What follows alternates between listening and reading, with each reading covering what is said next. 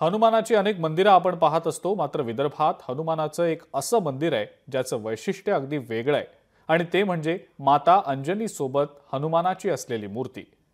बुलेटिनमध्ये जाता जाता आपण पाहूया अकोल्याचं अनोखं हनुमानाचं मंदिर नेमकं आहे तरी कसं।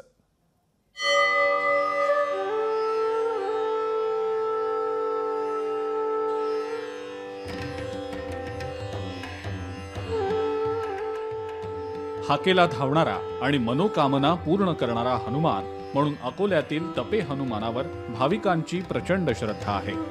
या मंदिराला 450 वर्षांचा इतिहास असल्याचं सांगितलं जातं। या ठिकाणी महाबली हनुमान माता अंजनी सोबत विराजमान आहेत।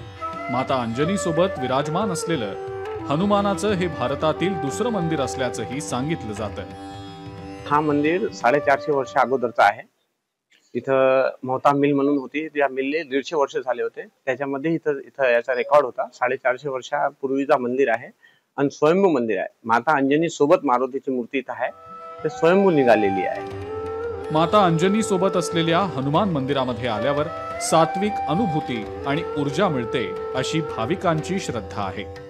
एरवी फक्त हनुमानाचं मंदिर आपण पाहतो, मात्र अकोल्यात तपे हनुमान मंदिरात माता अंजनी सोबत हनुमान असल्यानं या ठिकाणी स्त्रिया ओटी सुद्धा भरू शकतात। एकमेव मंदिर हे इथे आहे की जे 450 वर्षापासून आहे आणि माता अंजनी त्यांच्या बाजूला आहे। अनेक ठिकाणी आपल्याला फक्त मारुतीची मंदिरं बघायला मिळतात, पण त्यांची आई बाजूला आहे। म्हणजे इथे ओटी सुद्धा भरायला ज्या स्त्रिया येतात त्यांची सुद्धा मनोकामना याच ठिकाणी पूर्ण होते। आई वडील लहान बाळाच्या इच्छा पूर्ण करत असतात, त्याचप्रमाणे अकोल्यातील तपे हनुमान मंदिरात महाबली आपल्या मातेसोबत विराजमान असल्यानं भक्तांच्याही मनोकामना पूर्ण होतात असं भाविकांचं म्हणणं आहे। अत्यंत सुप्रसिद्ध आहे आणि मनोकामना पूर्ण करणारं एक स्थान आहे।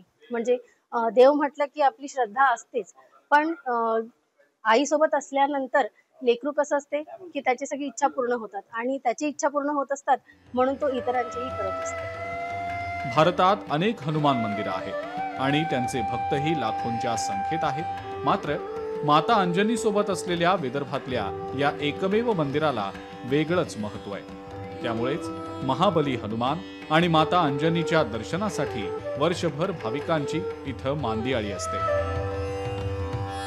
अमोल नांदुरकर, लोकशाही मराठी, अकोला। लोकशाही मराठी ऐका, पहा, जागरूक रहा।